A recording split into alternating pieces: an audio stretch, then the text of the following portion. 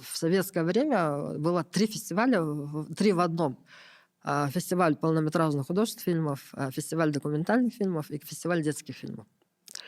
И это все в одном. Это вообще огромное количество народу, огромное количество фильмов, да, 3 фестиваля. И мы практику там проходили, и запросто. Это вот тот год был, когда Роберт Де Ниро был председатель жюри.